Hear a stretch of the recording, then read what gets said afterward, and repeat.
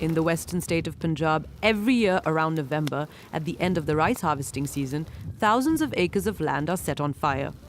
It's the cheapest way to clear the fields. But the practice of stubble burning has been banned since 2015. This farmer knows he is breaking the law, but he cannot afford to change his ways. He speaks to us on condition of anonymity. Government officials sit in their offices with their big salaries, and they're only good at telling us, do this or do that. The machines to clear the lands are efficient, but we can't use them on our small tractors. We'd have to buy a big tractor, which would cost about 1,000 euros, and that's way too expensive for us. Also, the government is not providing subsidies to small farmers like us. Around 35 million tons of stubble goes up in smoke every year in India. Gurbachan Singh, who stopped the practice 20 years ago, finds the situation deplorable. I came to realize that these fires had a terrible impact on the environment. Back then, I too used to burn the stubble on my land. But then I realized I had to give up this practice in order to help save our air, our land, and our water. Every year, farmers have only 2 weeks to clear the fields after the rice harvest and before they start sowing their winter wheat crop. They have to get rid of the stubble as quickly as possible. You know, if the farmers burn their lands, it's because they lack information. He invested in this machine, the Happy Seeder, to help alleviate the problem. It cuts and collects the stubble and then sows wheat. But not everyone can afford this machine. Through a government initiative, 3 Happy Seeders have been made available to a group of farmers in 2 of the worst offending villages in Punjab. You see, once it's level, at the correct height, you just have to tighten the handles.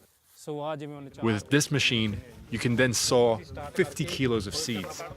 This agriculture specialist is here to give the farmers a tutorial. This project has just started, but what's good is that the farmers are coming here on their own initiative.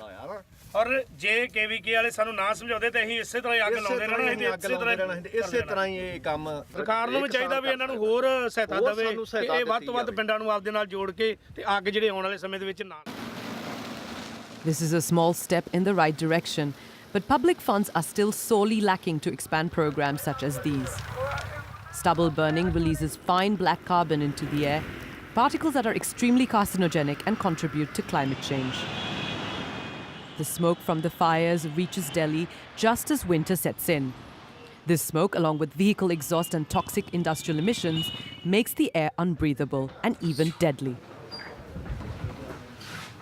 Once the air quality went down, the pollution levels increased. Say for the last 1 month, we've seen that the number of patients has actually increased a lot. Effects of air pollution can be on a lot of organ systems, not just the lungs and heart. So there are a lot of patients in whom attributable mortality is due to air pollution. So it is a big health risk. Delhi's air has particulate matter that is 14 times higher than the levels considered safe by the World Health Organization.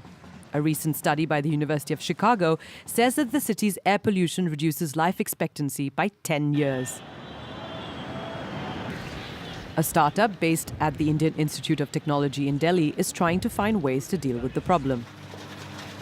Ankur Kumar has developed a unique system to deal with rice residue. There are 3-4 basic steps. First we cut it, then we wash it, we cook it, and simply beat it.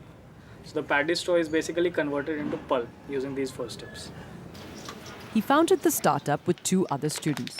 The idea was to buy stubble from farmers and convert it into biodegradable cardboard. So we were doing project on paper recycling, and at that time we faced this problem of air pollution, and this was basically caused by crop stubble burning in Punjab and Haryana. So we thought we should focus on making market for those kind of agricultural residues which are burning, because the smog was immense. Delhi was like a gas chamber. The startup plans to commercialize its technology in another 4 months. While these individual efforts are commendable, critics argue that there needs to be greater political will to comprehensively tackle the problem in a country which has 11 of the 12 most polluted cities in the world.